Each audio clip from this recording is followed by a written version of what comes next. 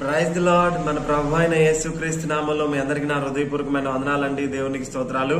ఈ సమయంలో ప్రభువు మనతో మాట్లాడబోతున్నటువంటి మాట ద్వితీయోపదేశకాండం 16వ అధ్యాయం 10వ వచనం.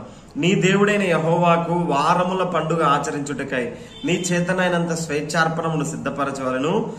నీ దేవుడైన యెహోవా నిన్ను ఆశీర్వదించిన కొలది దానిని ఇయ్యవలెను. మనం పాత నిబంధనలో లేవియ కాండంలో గమనిస్తే రకరకాలైనటువంటి బలులు ఉంటాయి. సమాధాన బలి అని, పాప పరిహారార్థ బలి అని, దహన బలి అని, నైవేద్య బలి అని రకరకాలైనటువంటి బలులు ఉంటాయి. ఈ బలులన్నీ కూడా దేవుడికి అర్పించేటువంటి ఒక అర్పణ, ఒక కానుక లాంటివే. అయితే ఈ అర్పణల విషయంలో, ఈ దహన బలుల విషయంలో ఖచ్చితమైన నిబంధన అనేది ఖచ్చితంగా ఉంది. వాటిని ఖచ్చితంగా అర్పించాల్సిందే. వాటన్నిటికీ ఒక కారణం ఉంటుంది.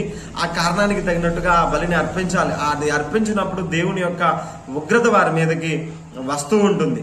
కానీ ఈ స్వేచ్ఛార్పణ విషయంలో అలాంటి నిబంధన ఏదియూ లేదు.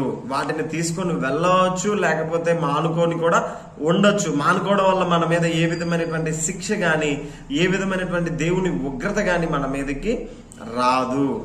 అయినప్పటికీ కూడా ఏ విధమైనటువంటి అపాయం మనకి సంభవించదు అని తెలిసినప్పటికీ కూడా దేవునికి మనం తీసుకొని వెళ్ళేటువంటి అర్పణని స్వేచ్ఛార్పణ అని అంటారు. కాబట్టి నిజంగా ఈ అర్పణ చాలా స్వచ్ఛమైనదిగా నాకు కనపడతా ఉంది. నిజమే కదా, శిక్ష ఏది రాదు, నష్టమేమీ కలగదు.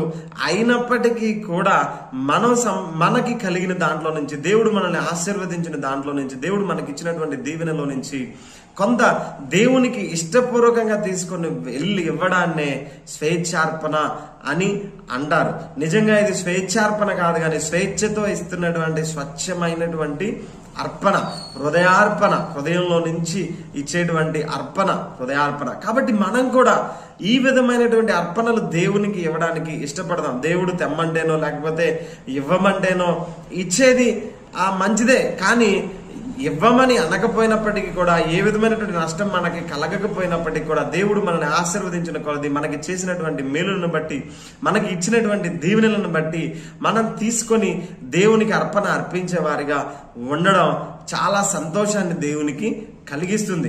అది మనకి కూడా ఒక స్వచ్ఛంగా మనం ఇచ్చేటువంటి అర్పణ. ఎందుకంటే మనకేం నష్టం రాదు, కానీ మనం తీసుకెళ్లి దేవునికి అర్పించగలుగుతున్నాం అంటే అది దేవుని పని పట్ల, దేవుని పట్ల మనకున్నటువంటి ఆ ప్రేమకి ఒక నిదర్శనంగా మనకి కనబడుతుంది. కాబట్టి మనం కూడా కానుకలు, అర్పణలు అర్పించే విషయంలో వారు చూస్తున్నారు, వీరు చూస్తున్నారు, నలుగురితో పాటు మనం ఎంతో కొంత ఇవ్వాలి, లేకపోతే పేరు కోసమో గొప్ప కోసమో కాకుండా దేవుడు మనల్ని ఆశీర్వదించిన కొలది, దేవుడు మనకి చేసిన మేలుల కొలది మనం అర్పణలు అర్పిద్దాం.